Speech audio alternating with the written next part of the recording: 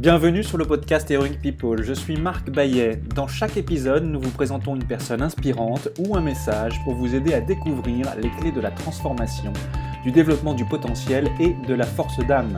Nous apprenons les uns des autres et trouvons en soi le héros de notre propre vie. Partager nos convictions, partager nos vulnérabilités, dépasser nos peurs, se transformer pour pouvoir transformer le monde, agir ensemble. Jusqu'où peut-on aller ? Merci de passer du temps avec nous aujourd'hui. Perdre le désir, l'énergie, la passion, l'estime de soi, cette tristesse sans larmes, ce novembre de l'âme, cette broyeuse qui vous ronge le ventre, la tentation du suicide, la dégradation de son image, les dialogues avec le psychiatre, les antidépresseurs et leurs séquelles, parfois des séjours en hôpital. La dépression nerveuse, ça peut tomber sur n'importe qui, mais on peut s'en sortir. Tout le monde peut remonter la pente, jure Philippe Labro dans son livre « Tomber 7 fois, se relever 8 ». Clotilde Margottin, bonjour. La dépression, vous aussi, comme des millions de personnes dans le monde, vous en avez fait l'expérience. Vous êtes l'auteur du livre « Se relever toujours », dans lequel vous racontez votre traversée physique et spirituelle de la dépression. Mariée, mère de 5 enfants, spécialiste en communication et journaliste radio et télévision, vous êtes devenue accompagnatrice en sortie de crise personnelle à la suite de la guérison de votre dépression. La dépression, vous venez nous en parler, Clotilde, cette maladie encore taboue. Comment la décoder ? Quels sont ses symptômes ? Comment la prévenir ? Comment s'en sortir ? Car on peut s'en sortir. Comment vivre une relation à soi-même et aux autres ajustée et qui nous énergise plutôt que nous grille, nous brûle, nous use ? Vous nous parlez également du coup de connaissance de soi, de limites personnelles, de l'importance de découvrir ce que l'on a apporté au monde en étant soi-même, mais également de ce qui vous anime dans la vie et de ce que cela signifie pour vous qu'être l'héroïne ou le héros de sa propre vie. Au préalable, j'ai une première question pour vous, Clotilde. Comment occupez-vous votre temps sur notre planète Terre ? Merci pour cette présentation. Comment j'occupe mon temps ? C'est une question large et en même temps, je crois qu'au quotidien, j'ai envie d'être utile et de répandre un petit peu d'amour. J'ai reçu beaucoup d'amour et j'ai envie de pouvoir aimer ceux qui me sont confiés ou qui sont autour de moi en prenant soin d'eux. Alors, dans un monde qui semble si souvent gouverné par la performance, on doit souvent faire avec ses fragilités et nous avons tous des obstacles ou peurs à surmonter. Quel est le principal défi et obstacle, qu'il soit mental, physique, émotionnel, perçu, que vous ayez eu à rencontrer et qui peut-être a été l'opportunité de justement le transformer à votre avantage, mais aussi à celui de la communauté, se tourner encore plus vers les autres ? Oui, en fait, c'était, je dirais, le surmenage intellectuel dans les études que j'ai faites qui ont été un premier signe, une première alerte. Parce que je me suis rendu compte qu'entre ce que voulait ma tête et ce que pouvait mon corps, parfois, il y avait quelque chose qui ne passait plus entre les deux, un espèce de fil qui se surtendait ou le corps qui disait stop à l'esprit ou inversement. Et ça a été pour moi la première expérience de limite. Mon esprit voulait aller plus loin, mon corps disait stop, ou au contraire, mon corps était hyper moteur, motivé pour des projets, je le dis dans le livre, de restauration de monuments anciens. J'occupais mes étés comme ça et parfois c'était l'esprit qui disait mais j'en peux plus. Donc j'ai touché cette première réalité de mes limites à la fois dans mes études où je me délectais intellectuellement pour la littérature et des études voilà très axées par des études littéraires et en même temps des limites physiques dans mes envies de soulever des pierres, de monter des murs et où je touchais des limites avec des douleurs dans le dos, de la fatigue. Et donc, c'est l'atteinte de ces limites qui vous a permis d'opérer un tournant vers quelque chose de différent ? Alors, ça, c'est vraiment dans mes jeunes années. Ensuite, j'ai atteint des limites physiques dans mon rôle de mère, de jeune mère avec des jeunes enfants, puisque à la naissance de la 4e, notre aîné avait 6 ans, donc vraiment des enfants rapprochés. Là, j'ai atteint des limites physiques où on manque de sommeil, où on est sollicité physiquement à porter, à soulever, à décrocher dans la voiture, à remettre dans la poussette en permanence. Donc, c'est extrêmement physique. Et cette limite physique, c'est jumelé avec une limite émotionnelle, d'être dans l'accueil des joies, des peines des petits-enfants à répétition sur des journées de façon constante, 24 heures sur 24, nuit et jour. Et là, j'ai découvert cette limite émotionnelle. C'est vraiment l'image de la vague, cette demande incessante des petits et auxquelles je ne pouvais pas faire face, en fait. En tout cas, dans la manière dont je m'y prenais était une manière qui m'usait. Alors justement, l'accumulation de la fatigue et la surcharge de la résistance psychique jusqu'à ne plus pouvoir faire face. Au début, on résiste, on puise dans ses ressources pour avancer, se surpasser, jusqu'à ne plus pouvoir se régénérer. Et puis, parfois, on tombe lentement dans la dépression. Vous dites, j'ai moi-même lentement plongé dans une tristesse profonde, tout en menant tambour battant ma vie de jeune maman. En fait, la dépression, qu'est-ce que c'est? Est-ce qu'on peut dire qu'elle s'installe en suivant un processus? Alors, la dépression, c'est une maladie. Elle s'installe sur le long terme, sournoisement. On ne la voit pas s'installer. Mais une fois qu'elle est là, c'est qu'on a déjà 5 symptômes sur les 9 symptômes de la dépression. Donc, on va peut-être énumérer plus tard. On a déjà 5 symptômes présents. Pour vous expliquer un petit peu, quand on fait un burn-out, on est déjà à 3 symptômes. C'est-à-dire que le burn-out, c'est un phénomène de société. On sait qu'il y a un écroulement physique, mental, psychique qui s'effectue. Il y a certes un début d'esprit de tristesse qui commence à nous envahir, mais surtout, il y a aussi le 3e symptôme, c'est des capacités attentionnelles qui sont réduites avec une dévaluation de soi. Donc, quand on fait une dépression, on rajoute d'autres symptômes qui vont être la culpabilité excessive, qui vont être, par exemple, un ralentissement psychomoteur avec une fatigue constante, des problèmes de sommeil, des problèmes d'appétit. Et donc, quand on a 5 symptômes conséquents, on est dans la maladie de la dépression. Et la dépression est une maladie. Et si on ne prend pas des médicaments pour arrêter l'accumulation des symptômes, pour mettre un stop, ça ne veut pas dire que les médicaments guérissent tout de suite, mais en tout cas, c'est une béquille qui permet d'arrêter le processus.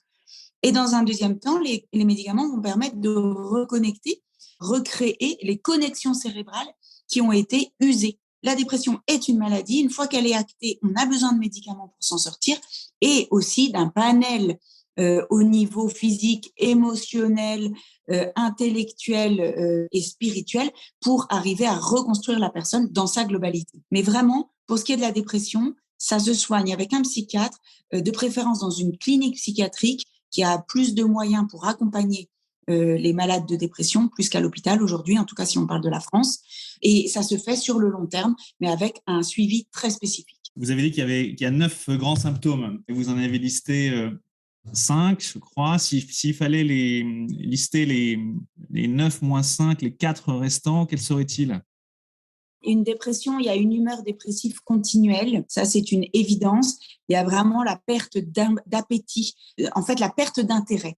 On perd le goût de la vie, la perte d'intérêt, de plaisir pour des choses tout à fait quotidiennes, simples à effectuer. On n'a même plus l'idée de choses qui nous feraient du bien. Donc, on a parlé des troubles de l'appétit, du sommeil. Il y a le sentiment de dévalorisation et de la culpabilité excessive. Ça, c'est un signe très, très fort. On a parlé du ralentissement psychomoteur, de la fatigue, des difficultés attentionnelles, de concentration, de mémorisation, très, très présentes dans le burn-out. Et puis, la dernière, donc la 4e que je n'avais pas dite, c'est l'idée de mort et de suicide. Là, on est vraiment dans la dépression. Quel repère, justement, pour reconnaître et prévenir la dépression? Et qu'est-ce qu'on peut faire, de manière générale, pour l'éviter? Alors, qu'est-ce qu'on peut faire pour l'éviter? Moi, c'est pour ça que je suis allée au bout de cette écriture de ce livre. C'est parce que je ne savais pas. Et donc, je suis allée au bout du mécanisme. Et quand j'ai découvert tout ça, j'ai découvert un monde, le monde cérébral. J'ai découvert que notre cerveau, donc vous me dites comment faire pour l'éviter, notre cerveau, c'est un organe dont on doit prendre soin. Par exemple, d'aller marcher tous les jours au moins 20 minutes. C'est pas que bon pour les jambes, c'est bon parce que ça aère le cerveau, parce que ça renvoie de l'oxygène. C'est une façon de prendre soin du corps. Et je vous disais en début d'émission que j'aimais prendre soin des gens et j'avais juste oublié que la première personne, c'était moi, en fait, dont il faut prendre soin. Voilà, comment est-ce qu'on peut éviter? C'est vraiment dans l'hygiène de vie quotidienne, à la fois l'alimentation, l'équilibre émotionnel, le faire du sport, prendre le temps de se faire plaisir tous les jours par des petites choses, donner de son temps parce que ça remplit le cœur d'être aussi ouvert au temps gratuit, à ce dont l'autre peut avoir besoin. Et puis, bien sûr, penser à son esprit intellectuellement. Soit on a un travail très manuel et dans ces cas-là, il faut penser à alimenter par des podcasts audio, par des lectures, par des émissions. Soit on a un travail très intellectuel et dans ces cas-là, il faut penser un petit peu à se développer par l'art, par la musique, par tout ce qui va pouvoir ouvrir le cœur par des activités artistiques. Bien découper ses journées avec des activités qui font appel à des énergies différentes. C'est ça que vous dites? Oui, en fait, je pense que comment est-ce qu'on peut éviter ce genre de phénomène, les burn-out, et comment est-ce qu'on peut éviter de tomber dans une maladie comme la dépression? Je crois que la clé, c'est quand même d'arriver à se connaître, la connaissance de soi. Alors, à titre très personnel, je m'étonne, pour avoir une fille en terminale, je m'étonne que les enfants au lycée n'aient pas de cours de connaissance de soi. Pourquoi est-ce qu'il n'y a pas assez de cours faits sur le développement du cerveau, l'hygiène de vie, la façon. Alors c'est vrai qu'il y a une petite partie sur la sexualité, mais enfin, ça résume pas notre être entier. On est aussi corps et âme. On a cette faculté du cœur, on a aussi cet esprit à entretenir. Et donc pourquoi pas, voilà, c'est un appel à notre nouveau gouvernement. Pourquoi pas mettre dans les programmes de terminale, de première, un programme spécifique sur la connaissance de soi. Donc, je pense que pour éviter ce genre de phénomène, se connaître soi-même, mieux connaître son cerveau, aussi être dans l'hygiène de vie, donc dans cet équilibre du corps avec du sport, de l'esprit avec du travail intellectuel, certes, l'âme, ne pas mettre de côté le bienfait de la méditation, de l'adoration.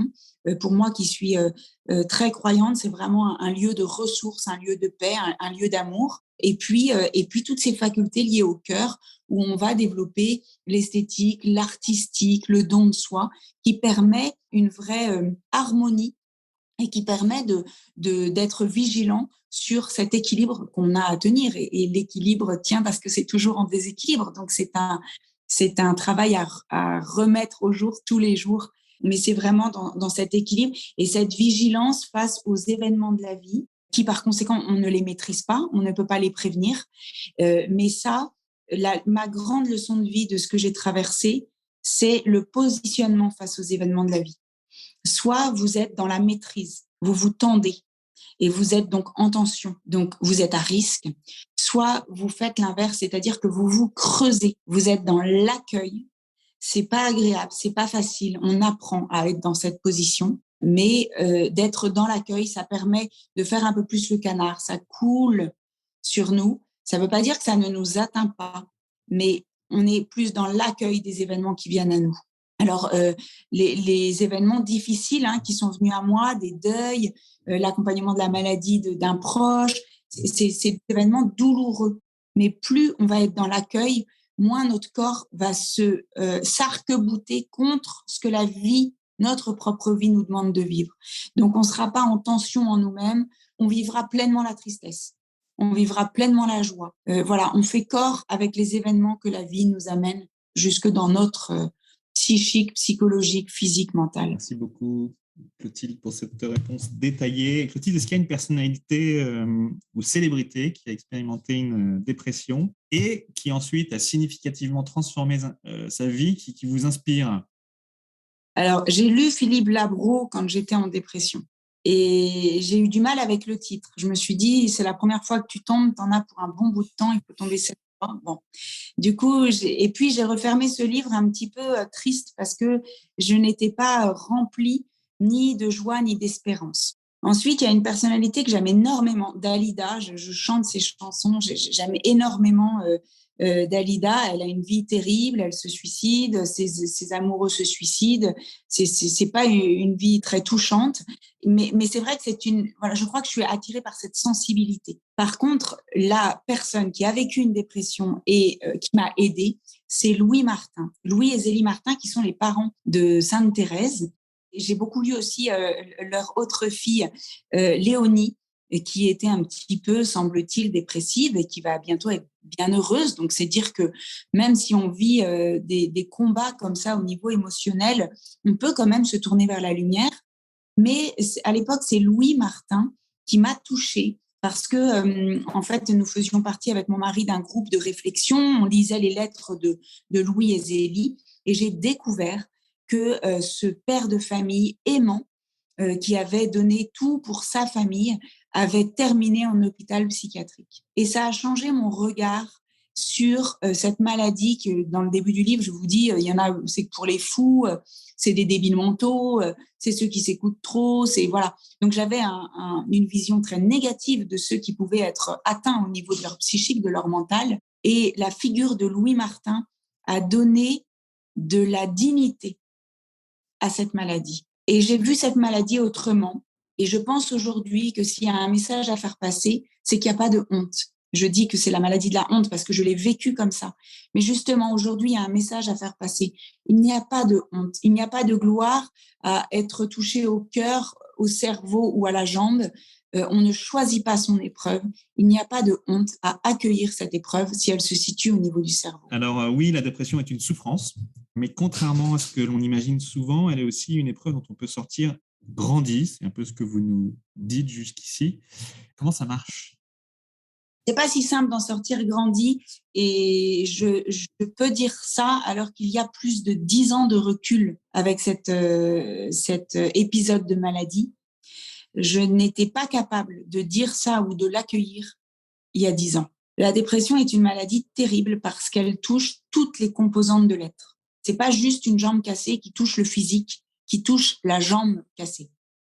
La dépression, elle ne se voit pas au départ, elle touche le cerveau et petit à petit, elle va toucher toutes les composantes et notamment l'âme, notamment cette faculté qu'on a d'espérer. La dépression va venir empêcher cette faculté avec une tristesse présente continuellement et une tentation du désespoir.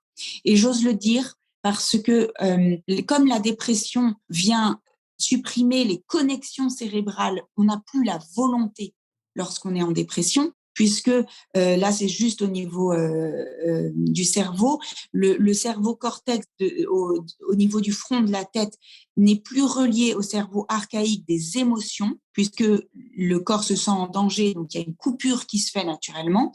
Donc, la personne qui est en dépression vient user des tissus nerveux, n'a plus la volonté nécessaire, et donc, on ne peut pas dire à quelqu'un qui fait une dépression, bouge-toi, parce qu'en fait, physiquement, il n'y a plus ces connexions cérébrales. On ne peut pas lui dire c'est un manque d'espérance, t'as qu'à regarder la lumière et puis en avant, la vie est difficile pour tout le monde.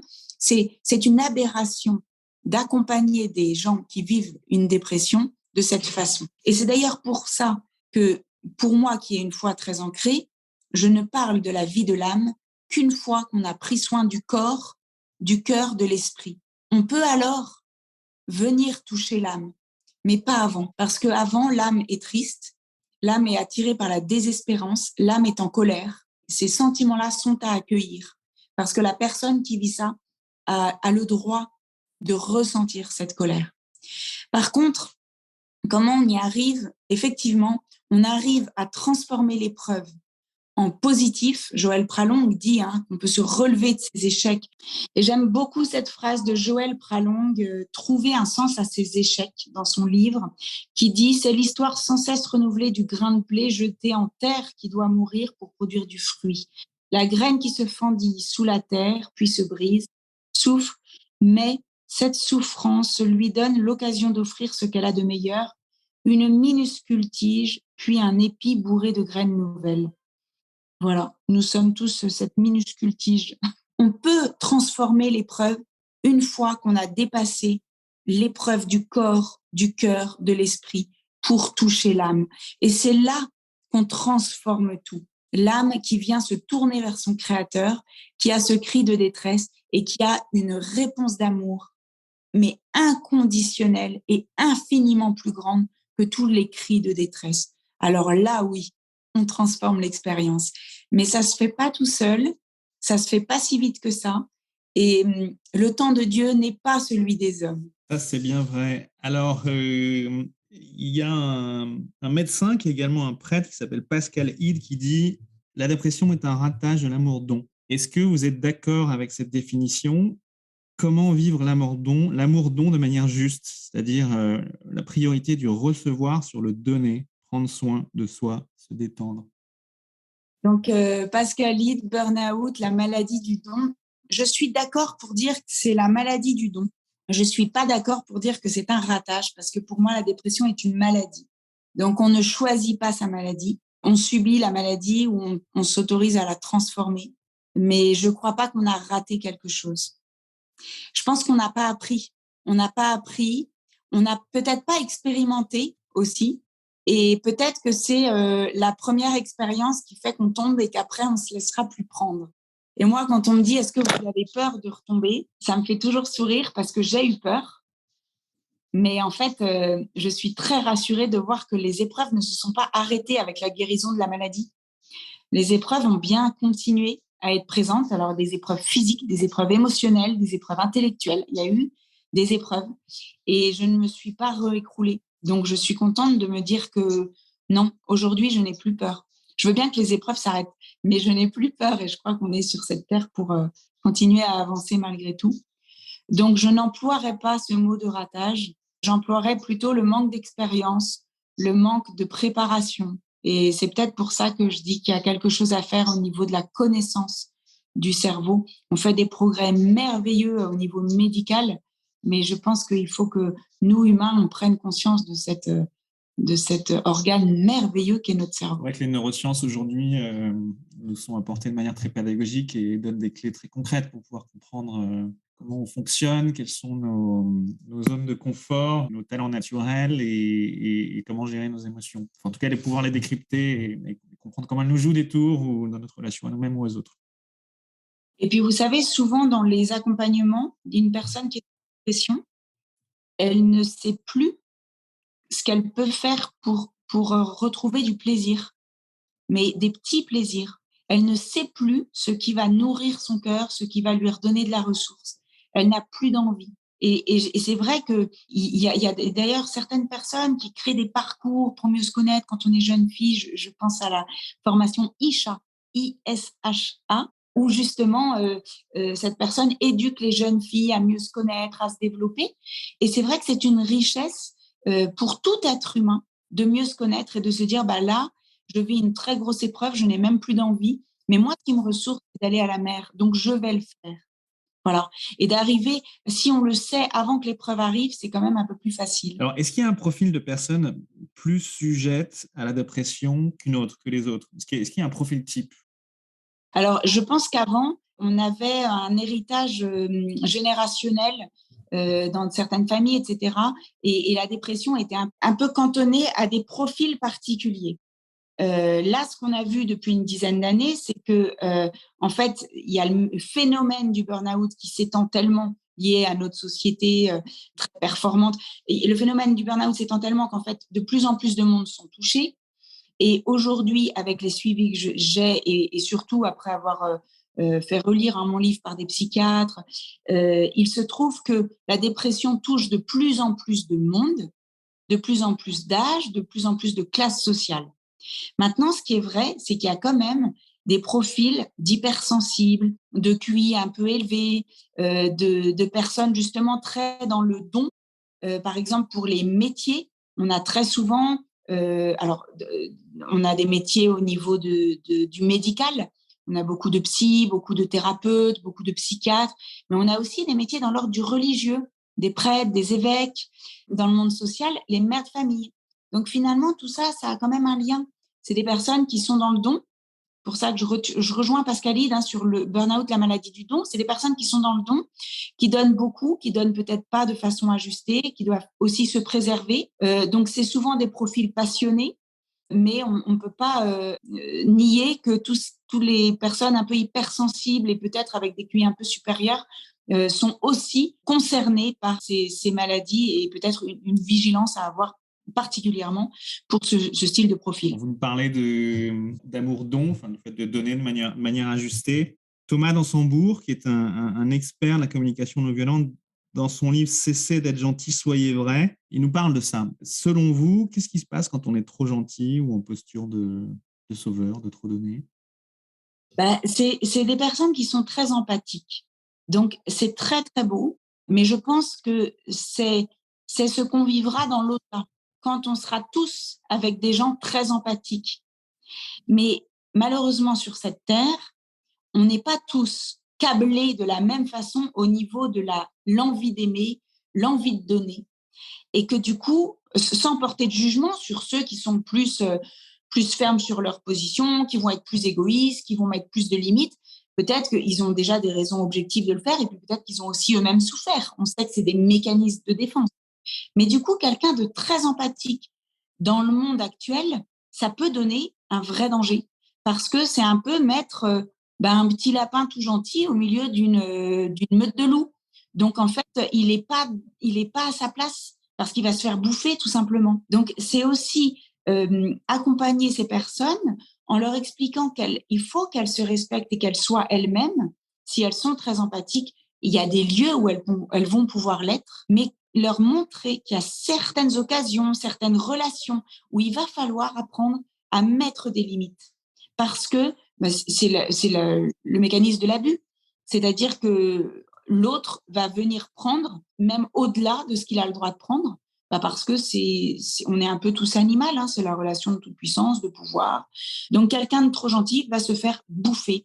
Et dans la jungle, ça se passe comme ça. Le trop gentil finit dans le ventre du trop méchant. Donc, pour que chacun puisse vivre, il va falloir mettre en place des outils, des actions, des mécanismes, des réflexes pour que la personne trop empathique soit respectée et respectable et se respecte elle-même. Se respecter, parfois notre esprit est agité, on a du mal à se concentrer. Qu'est-ce qu'il faut faire? Comment est-ce qu'on peut installer progressivement des habitudes relaxantes et de bien-être au quotidien?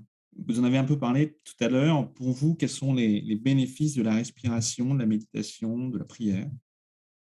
Les bénéfices, c'est qu'on se fait petit face à son créateur. Je crois qu'on est tenté dans notre société de toute puissance, de surproduction, de surefficacité, de tout maîtriser. Et je pense que c'est un énorme danger. Et de se mettre en position de réceptacle, de faire de la place, ça permet au créateur de venir nourrir la créature. Et on est sur cette terre par amour. Et on est sur cette terre pour aimer. Donc, faire de la place, c'est faire de la place à l'amour. Finalement, qu'est-ce que ça donne? Ça donne une grande paix, ça donne de la joie. Il y a qu'à voir des tout jeunes amoureux de 16 ans, ils ont les yeux qui brillent, ils ont le visage rayonnant. Voilà, c'est cette candeur de l'amour qu'il nous faut retrouver. Et je crois que, alors pour ceux qui ne seraient pas très christiques, d'admirer un beau paysage, d'écouter une belle musique, de peindre un beau paysage. Toutes ces activités-là sont une façon de se relier à la nature, de se relier au monde dans lequel nous avons toute notre place, mais nous devons garder une place humble. C'est un peu comme le navigateur sur le bateau.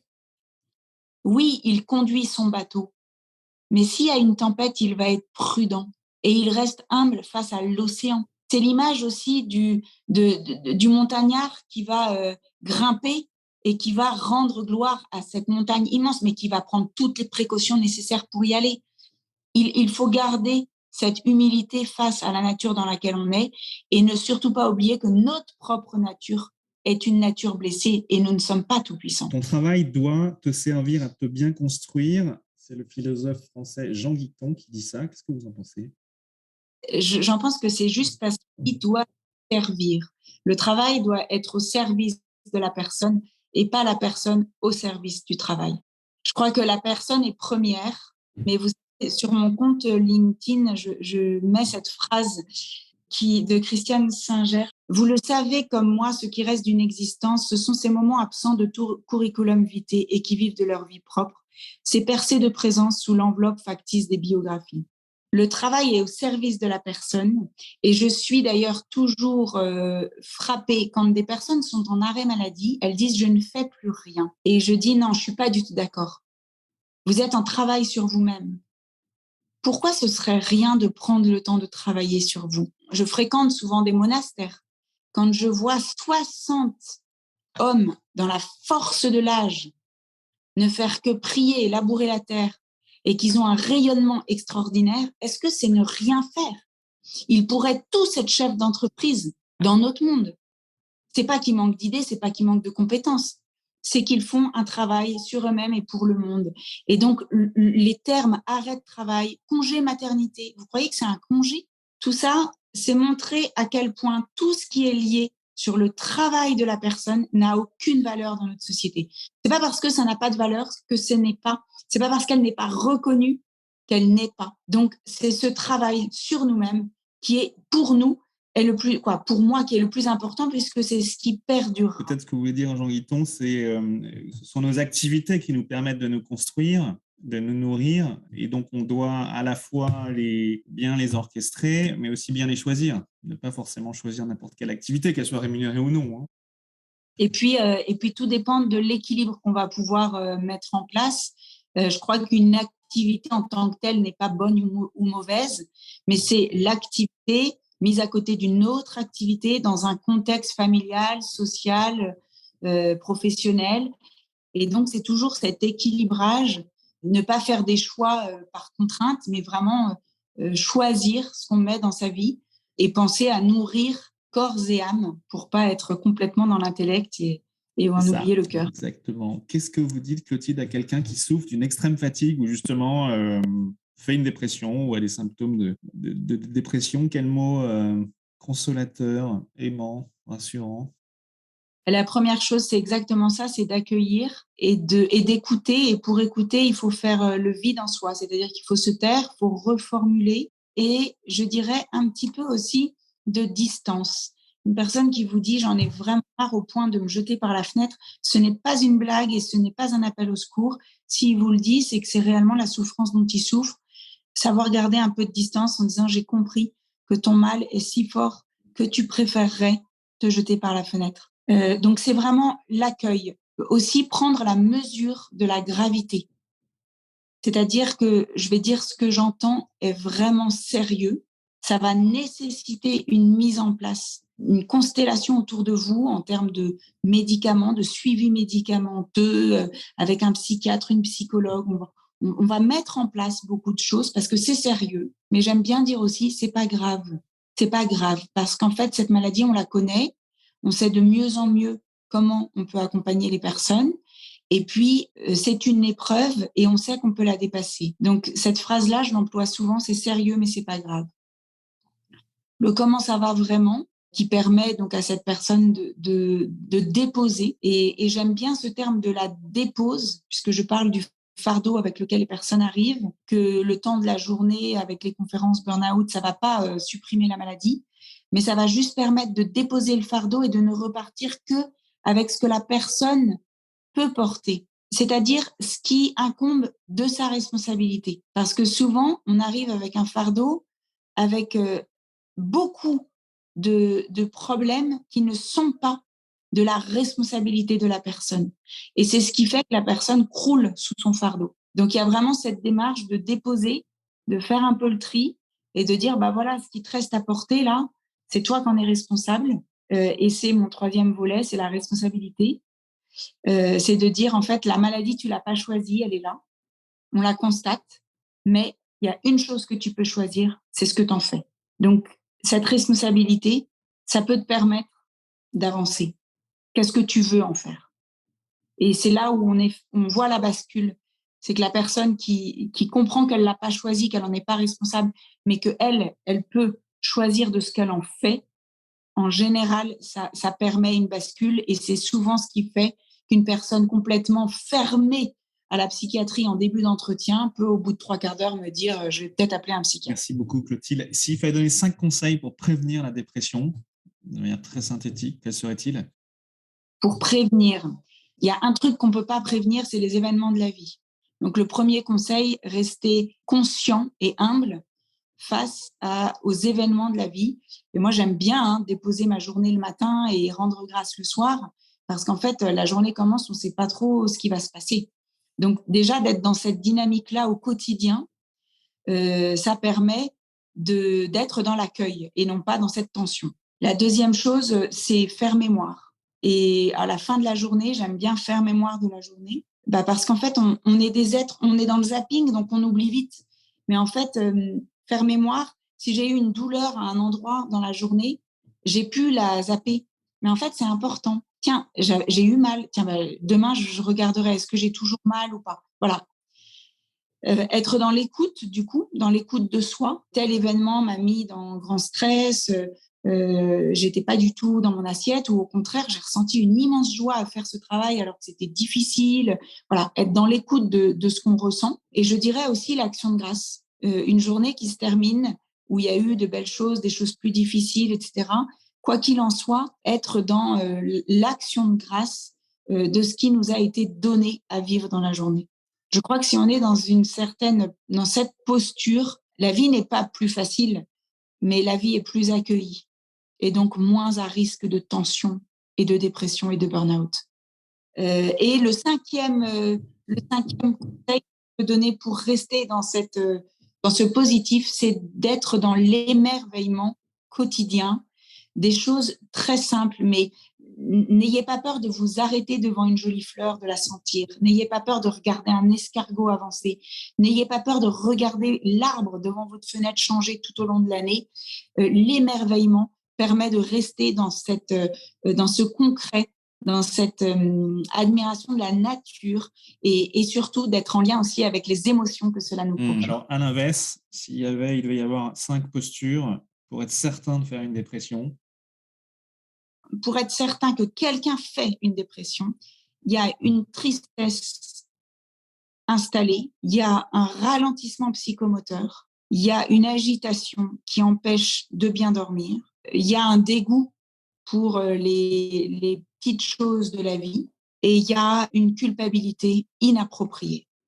C'est-à-dire un cercle vicieux de la charge, du négatif, de la peur aussi. Donc, tout ce qui serait de nature à renforcer ces pensées négatives, culpabilité, peur, honte, etc., ça, c'est de nature à amener la dépression.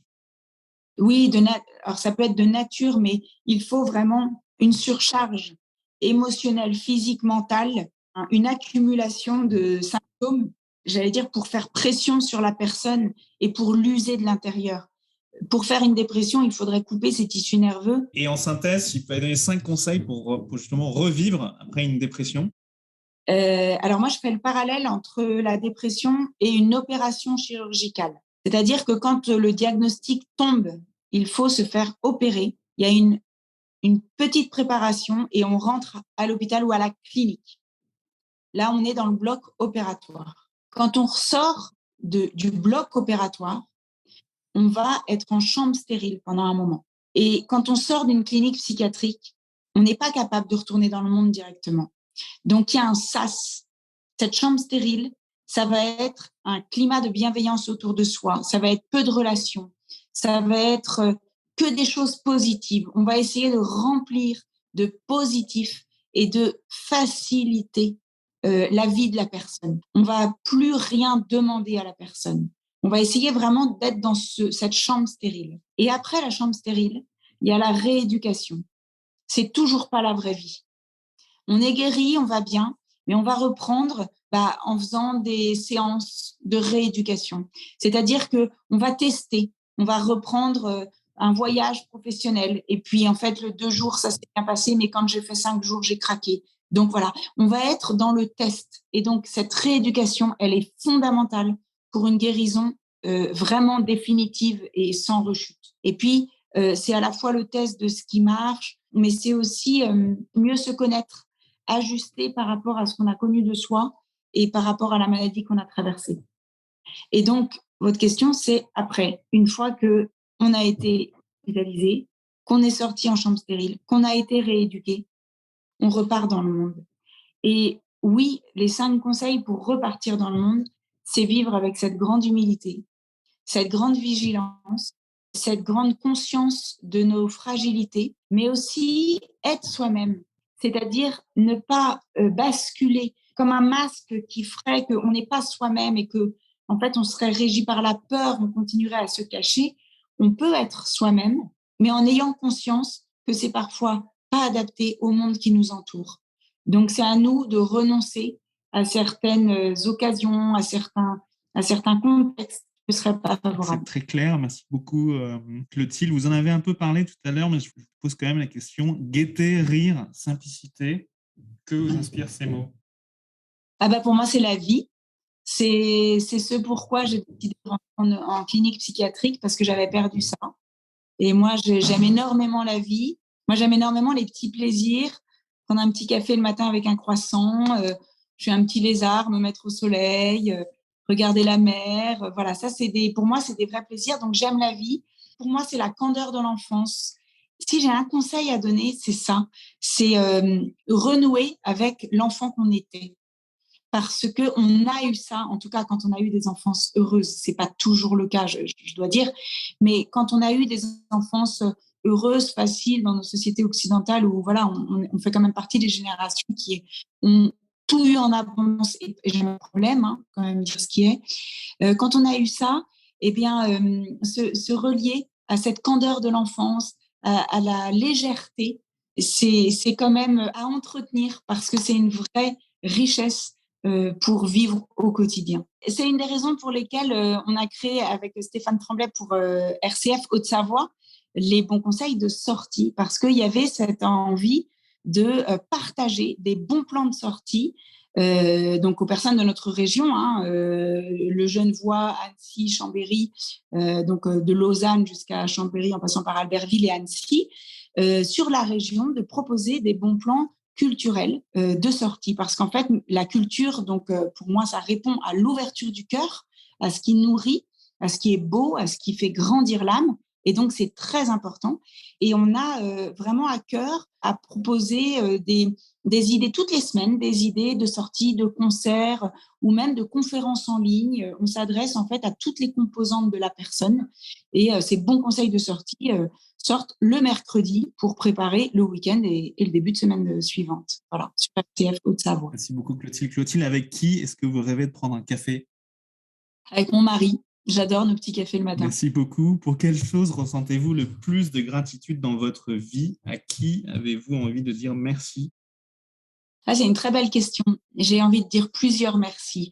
Merci à mes parents qui ont toujours été des témoins d'amour vis-à-vis de moi et qui m'ont fait surtout rencontrer le Christ parce qu'ils m'ont permis, sans jamais être dans l'obligation ou la force, ils nous ont permis, puisque avec mes frères et sœurs, mais ils m'ont permis d'être reliés au divin et de rencontrer le Christ. Et j'apprécie parce que ça n'a jamais été fait sous la contrainte, ça a été fait par l'exemple. L'exemple, la voie qu'ils prenaient me donnait envie de faire comme eux finalement. J'ai envie de dire merci à mon mari qui a traversé cette épreuve avec moi. Quand on est en couple et qu'on traverse une dépression ou même un burn-out, hein, ça peut être une grosse épreuve pour un couple. Et on a souvent cette image de dire on est tous les deux dans le même bateau. Il y en a un pour qui fait moins de choses aujourd'hui, mais on est tous les deux ensemble. Et je trouve que c'est vraiment une grande grâce qu'on a eue de pouvoir vivre cette tempête en restant dans le même bateau. Et enfin, je dirais merci à une de mes sœurs qui a mesuré la gravité de mon mal-être le jour où j'ai été tentée par cette fenêtre ouverte qui était très haute, donc je n'aurais pas survécu à cette tentation. Et son regard d'inquiétude et son temps passé à attendre au pied de la fenêtre en se disant je crains le pire, m'a fait toucher l'amour et m'a empêché de faire l'inévitable. Parce que le suicide est une maladie, c'est pas une idée. C'est pas tant une fuite que ça, c'est vraiment un engrenage de maladie. On pourrait dire un mot sur le suicide parce que, surtout quand c'est le suicide des jeunes, on a l'impression d'avoir raté quelque chose, d'être passé à côté. C'est la culpabilité qui reste sur ceux qui est sur ceux qui restent est terrible. Si j'ai tant à cœur de parler de la dépression, c'est parce que ça mène au suicide. Et le suicide n'est que le dernier symptôme de la dépression. Ce n'est pas une idée. Et souvent, on me dit, est-ce que c'était un cri d'alarme? En tout cas, pas pour moi. C'était une attirance. C'était au niveau cérébral, c'était l'essence qui parlait. Il n'y avait pas de raisonnement possible. Et je sais pourquoi maintenant, puisqu'il y avait cette coupure entre le cortex et le cerveau archaïque. Et donc, quand il n'y a pas de raisonnement possible, c'est pas en disant, mais c'est pas possible, tu as un mari, des enfants, tu ne peux pas faire ça. C'est pas ces phrases-là qui vont arrêter quelqu'un. C'est plus un regard d'amour, une présence, quelqu'un qui comprend l'ampleur, parce que ce sera dans l'émotionnel et parce que ça fera toucher la mesure de l'amour et donc c'est une sensation, c'est une émotion et c'est ça qui retiendra celui qui est perdu, qui est malade. Aujourd'hui, Quels conseils ou petits exercices simples et concrets pouvez-vous proposer à ceux qui nous écoutent pour commencer à introduire le changement et améliorer tout de suite leur vie et leur quotidien? Alors moi, je suis journaliste, j'ai l'habitude d'écrire beaucoup, j'ai des carnets par milliers. Moi, le conseil que je donne, c'est d'écrire sur un petit carnet. Le conseil que je donne, c'est cinq actions de grâce par jour. Qu'est-ce qui, dans ma journée aujourd'hui, a été chose de bien-être, de joie, de satisfaction, ou au contraire un cadeau, quelque chose que j'ai pas vu venir. Voilà, 5 fois par jour, quoi, plutôt une fois par jour, mais 5 faits par jour permet déjà de vivre cette action de grâce. Et ensuite, de prendre 5 minutes le matin, 5 minutes le soir, le matin, pour dire, bah voilà, je ne sais pas de quoi sera faite cette journée. Je demande les grâces d'accueillir ce que j'ai à vivre. Et le soir, bah, je te remets cette journée avec tout ce qui a été de beau, tout ce qui a été de compliqué. Voilà, je crois que ces petits conseils-là, c'est très facile à mettre en place et ça peut permettre, en tout cas quand il n'y a pas de maladie, ça peut permettre de déjà vivre un peu mieux. Merci beaucoup, Clotilde. Il reste 2 questions. Le Dalai Lama dit: le vrai héros est celui qui vainc sa propre colère et sa haine. Pour vous, qu'est-ce que cela signifie que d'être justement l'héroïne ou le héros de sa propre vie? Pour moi, être héroïne de sa vie, c'est d'en assumer la responsabilité, c'est-à-dire de accepter qu'on est responsable de ce qu'on met dedans. Pour vous, qu'est-ce que la force d'âme? Ah oui. Ah oui, la force d'âme, pour moi, c'est la constance dans la vérité. Il y a beaucoup de maladies, psychiques ou pas d'ailleurs, hein, mais où en fait, on se rend compte que c'est des mécanismes pour cacher quelque chose ou voilà. Parce que face à certaines réalités, on a des petites techniques, parfois inconscientes, mais pour éviter. En psychologie, on parle des sensations d'évitement. Voilà, on met en place des mécanismes. Et donc, pour moi, la vraie force d'âme, c'est la constance dans la vérité. Merci beaucoup, Clotilde. C'est la fin de votre épisode du podcast Heroic People. Merci de nous avoir écoutés. J'espère que cet épisode vous a inspiré et vous a été utile. Si c'est le cas, partagez-le à 1 ou 2 amis par SMS ou sur vos réseaux sociaux. Vous avez le pouvoir de changer la vie de quelqu'un et c'est maintenant. Vous pouvez retrouver cet épisode et son résumé écrit, mais aussi tous les autres épisodes sur le site du podcast heroicpeople.fr. Pour nous contacter, nous faire des suggestions, proposer des invités, c'est toujours sur le site du podcast que ça se passe, heroicpeople.fr, ou encore les réseaux sociaux LinkedIn, Facebook ou Medium. Enfin, sans vous, nous ne sommes rien, avec vous, nous sommes tout. Si vous avez été inspiré par cet épisode, alors laissez-nous un commentaire et quelques étoiles sur Apple Podcasts ou votre plateforme d'écoute préférée. Dites-nous comment le podcast vous a inspiré et contribue à améliorer votre vie. C'est grâce à cela que nous pouvons faire connaître le podcast Heroic People. Merci d'avoir écouté. Il est temps maintenant d'agir et de révéler sa grandeur et sa force d'âme. À bientôt sur le podcast Heroic People.